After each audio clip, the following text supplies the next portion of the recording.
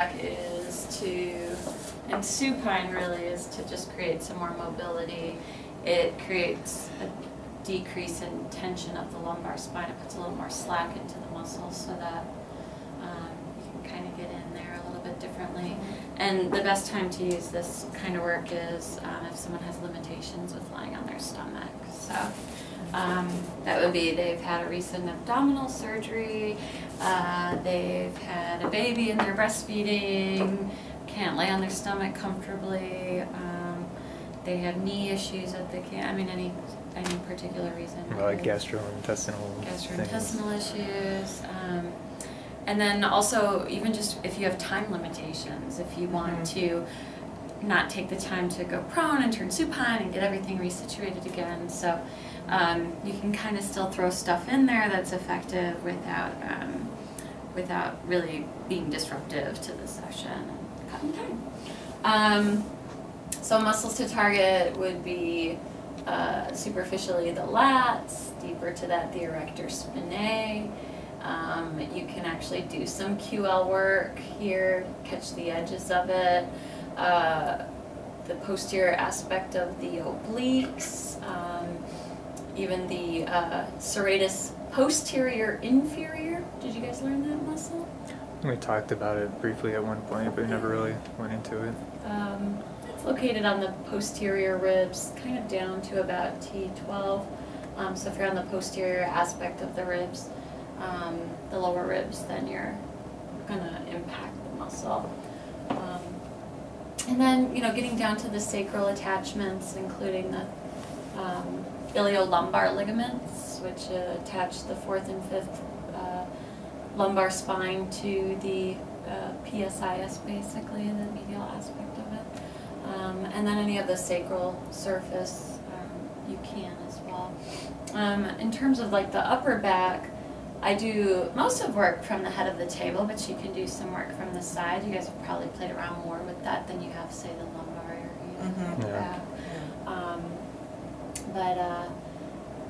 You can do some really nice full back stuff as well too. And I may have talked with both of you, I'm not sure, about accessing the full back with the arm positioned across the chest this way. Yeah. So that's kind of some of the stuff that I can show you. What I'd like to do. I'm just going to lift this up a tiny bit more. One of the things you can do just to get really easy tucks is to lift the whole shoulder complex up. A nice firm tuck that way.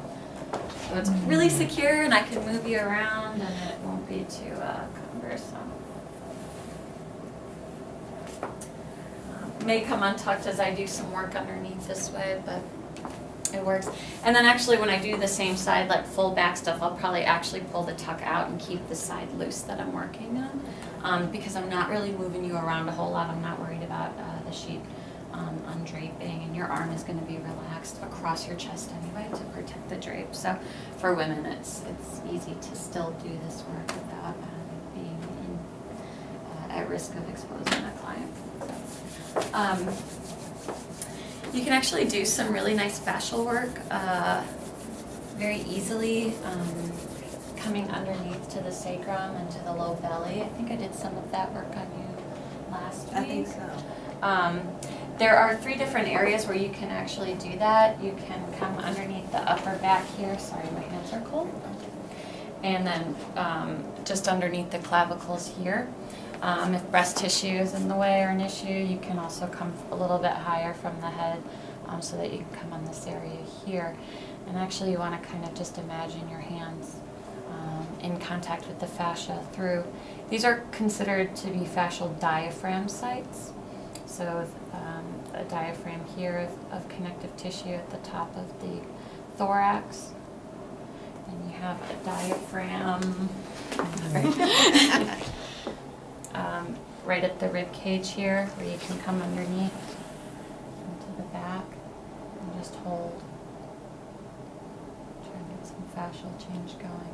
I'm not going to spend a lot of time here, but you can hold for about 5 minutes at each station if you wanted to do just a really concentrated treatment. And then underneath the surface of the sacrum, kind of at the PSIS and on the belly, you can also kind of move the sheet low just to get your hand directly in contact, but you can work through clothing as well with this type of work. And I would take a seat for all of that versus trying to stand here like this. And it allows you to just really relax your hands onto the client, including your whole forearm if you wanted to. Okay.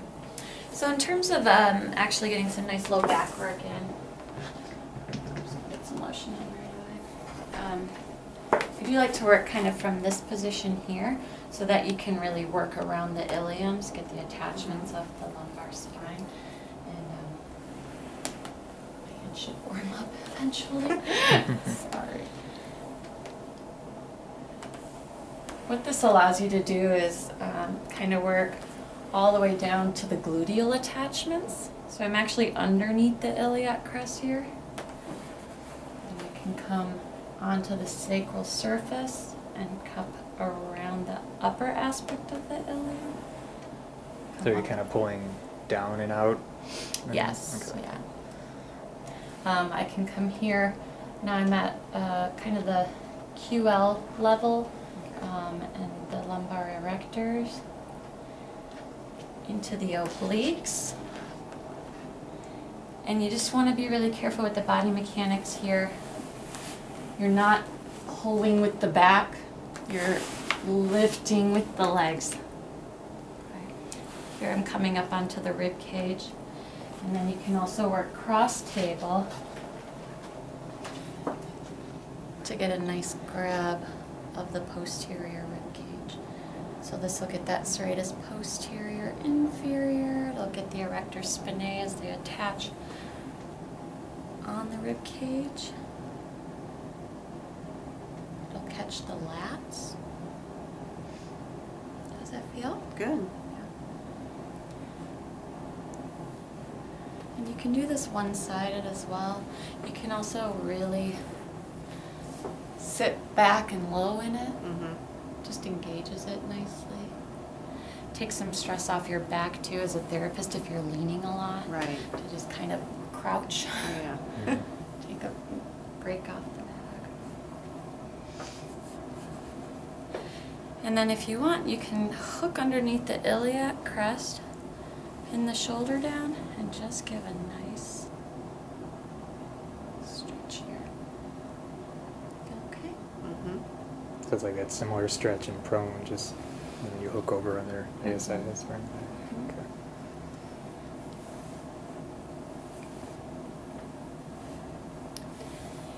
Another way to get into the tissue, I'll come from this side now. And I don't tend to use a ton of lotion. I usually actually use cream. It's a little thicker, a little bit goes a long way. It gives a little bit more of a drag to the tissue. But I tend to use a little bit more so that my hands don't get too stuck between the client and the bed. So you might want to have that on. You guys have it usually attached to you with the belts.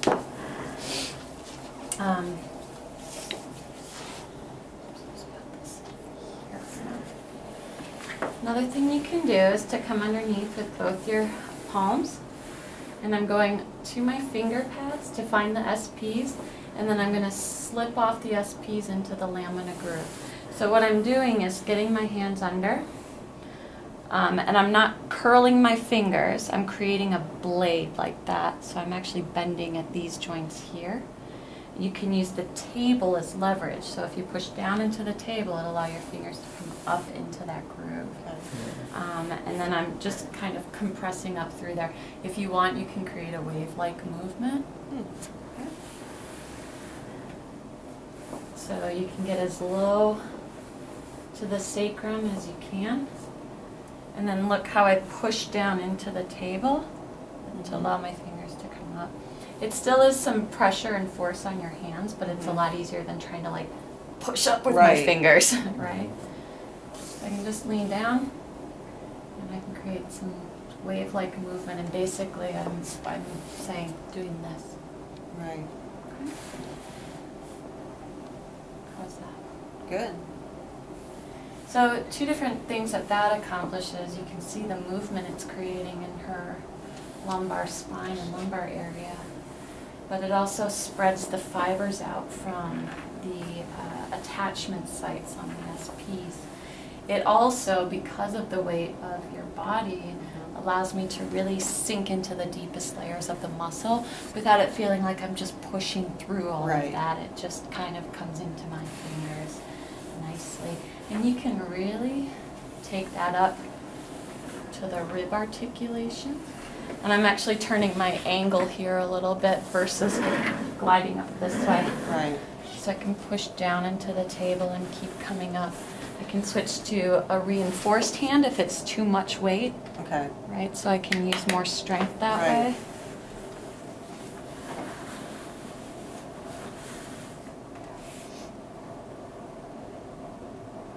And then you can find areas of restriction and then just ask the client, when you take a nice deep breath in, I want you to breathe right into my finger pads here. Really focus your breath coming all the way down into that space. Good.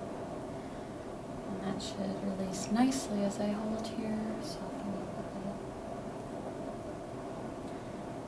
And it does, as they breathe in, it allows the tissue to kind of just relax and sink in. Is cueing kind of, What's that? just kind of cueing them. Bringing awareness to that site. And then anytime I come off of a compression, like an ischemic compression of any sort, I come out with a little bit of a stretch. So I don't just pull my hand pressure off. Right. But as I release, I just kind of create a local stretch in the tissue.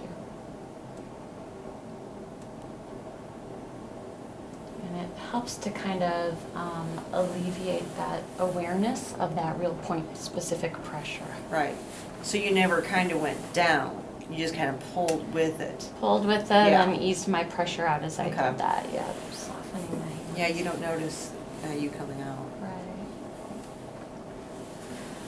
Another fun thing we can do is take our hand under. You can either go palm up and turn. So you can create this kind of wave-like motion with the radial surface. I'll usually stand up a little bit to do that. It's a little taxing on the body. How's that feel? That's nice. Okay. The other thing you can do is you can go palm down, push down into the table and get all the way underneath so my fingers are on the other side of her waist, and then stand up. So does that create kind of like a compression almost?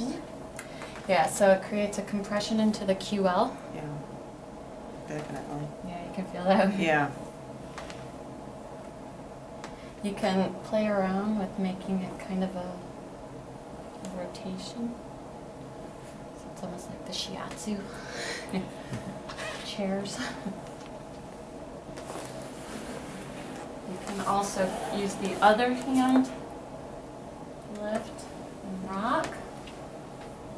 So creating a downward pressure too at the ilium. And again, to me, it's about movement, mobility, freeing up the joint.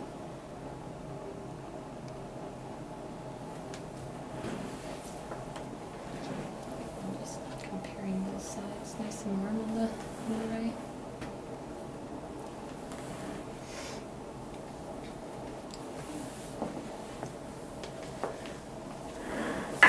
So if we want to now, we can kind of take the arm all the way across.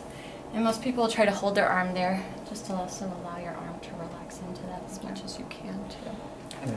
Whenever I tell my clients to do that, I just relax best you can. It's kind of it tends to fall down off back to the side. So yeah. Is there any trick to Usually helping? I place the hand there, I push their arm kind of into their chest, or I drop their shoulder like this, just kind of give them a cue to relax. I mean, they're holding, so they're going to contract a little bit, but as opposed to them doing this, right? So just relax. I'm going to untuck this because I'm going to do some work all the way down your back here. And then this is where I'll pull it loose so that it gives you this whole free movement.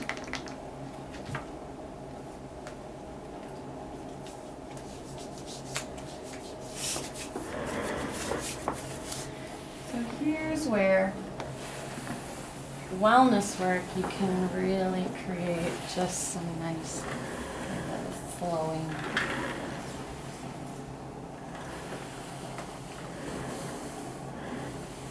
So I can kind of get trap, lats.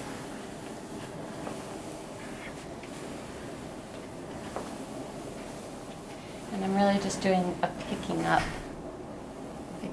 pincer grasp. So again, you're not pushing your fingers up necessarily? Not this time, it's muscle. I'm going into the muscles that I can actually grab away from the bone. Okay. So lats, which I can grab here. Trying to create some tissue lift. As soon as it becomes non-muscle anymore, I'm at least kind of almost doing a skin rolling, just to create layer separation. And then every once in a while, as the client's really relaxed into this, go low, right? Switch up what you're doing so it's sort of a, oh. Yeah.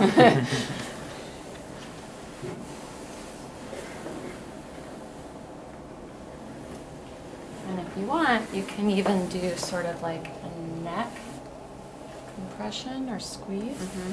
So what I'm doing is coming under and just doing a lumbrical grasp. All the way down to the sacrum. And just kind of sit into that. And so you're doing that with both hands? I'm Or just on the doing neck? more like finger pad down here because there's not a lot of, there's a lot of weight on my hand Right. when you get to the sacrum. But it's slowing down now and just creating some like subtle movement.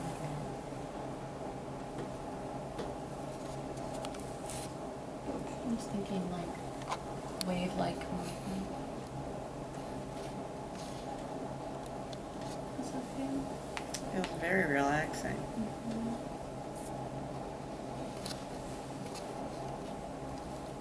You can almost look at it like you're like cradling someone. Yeah, you know? that's what I was like, thinking. I'm keeping you afloat in the Yeah. pool. Right. Yeah. That's kind of what I'm That's, trying that's to what it kind of that's what it feels like, yeah. right? Yeah.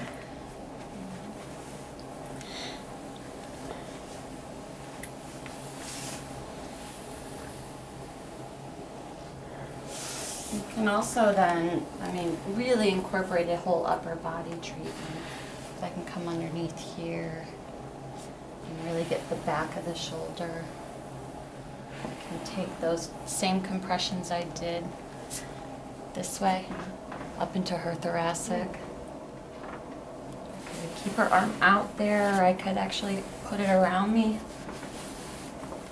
And get the whole shoulder and just lean.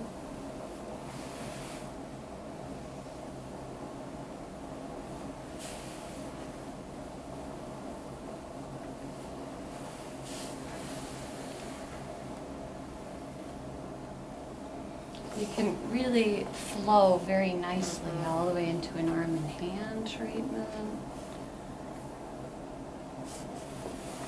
Stand up. Really stretch overhead without, a history of shoulder stuff where they might feel uncomfortable with the overhead action, but you can always limit it. You can also lift up. Circle out.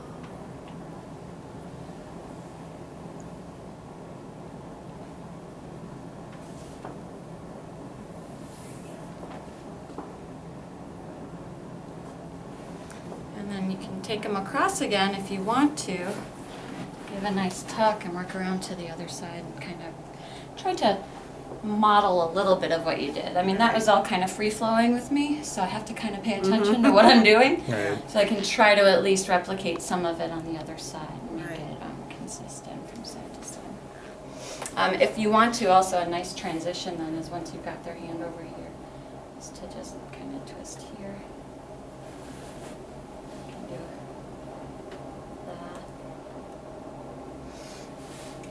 that. I can keep a pin, come across and do this again, and this time kind of put a nice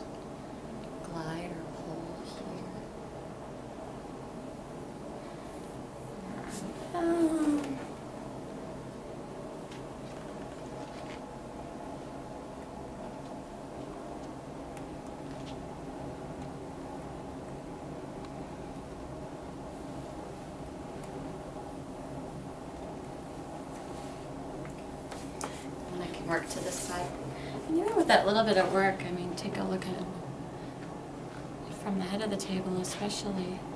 This shoulder is already dropped from this side. Yeah. Which, when you make it relaxing and you have to give into some of that, Yeah. It really creates a nice general kind of softening. Yeah. And that's the one that is affected. Yeah. Yeah, From last we night. determined last night, yeah. Yeah, we determined that one's screwed up. Okay. At least you're not as bad as Lindsay. No. So that's a nice side of the work table. From the head of the table, I am a big fan of using that same technique here. I'll just show you what I mean by that in terms of doing bilateral lamina groove work.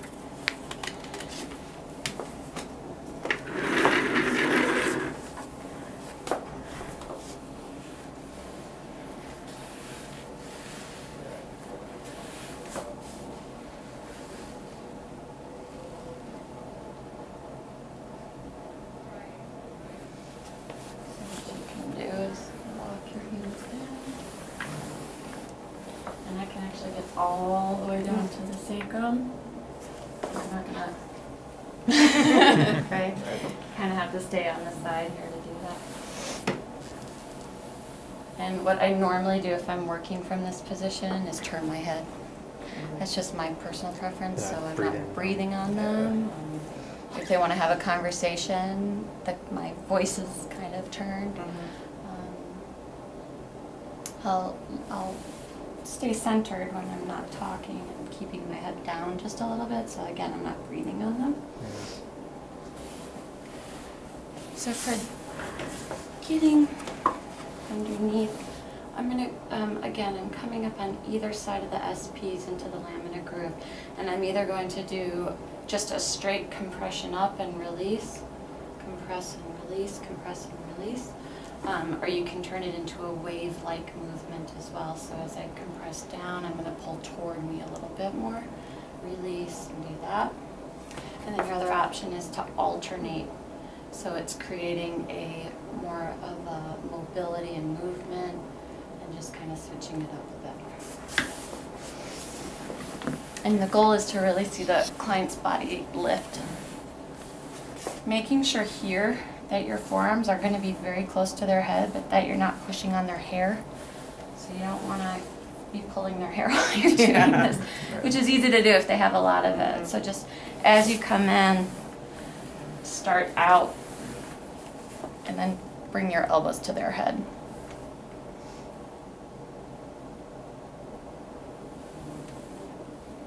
So this is just a straight compress up.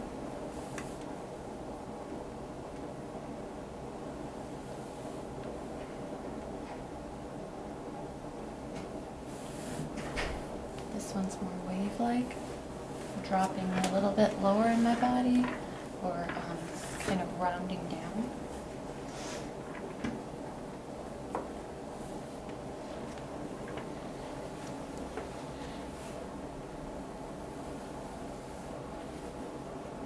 God, that's like one of the chiropractor rolling machines. Mm-hmm. It's exactly what it feels like. Yeah, that's why I do it. Who needs a machine? And then alternating would be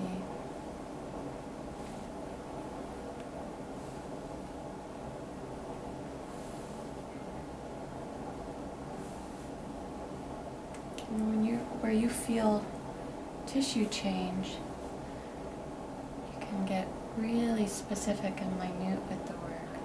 So like she's more, tissue feels different here on this side.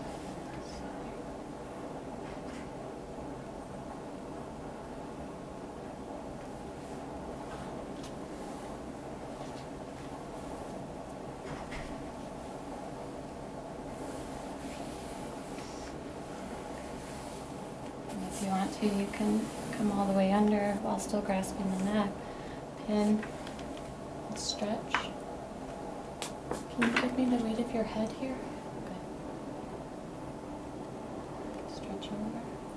And if you notice, I did not say relax your head. I just said give me the weight of your head. Yeah. And then if I feel her helping again, I'll kind of give a little cue here.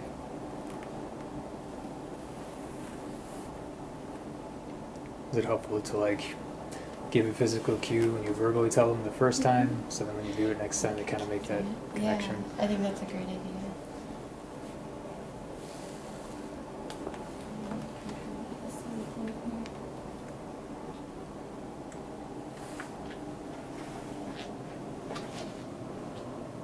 Smile, Julie.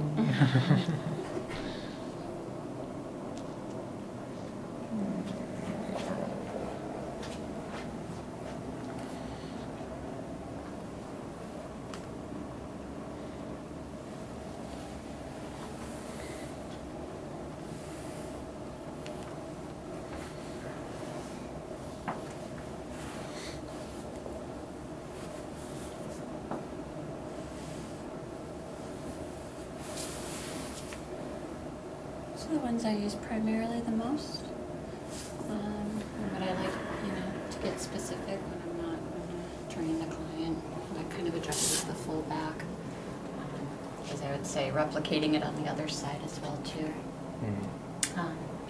And then I'm going to show you one stretch that can be done once you're clothed. Okay. That's really good for the lumbar spine. And that you can also use some PNF or muscle activation to create an increased rotation. Do you have lumbar restriction or any low back issues? Yeah. Okay. So we'll see kind of when we stretch you both ways. So we'll do a pre-treatment assessment. We'll do the stretch with the PNF, and then we'll reassess your range of motion again afterward. Okay. Okay. All right. So let's get dressed.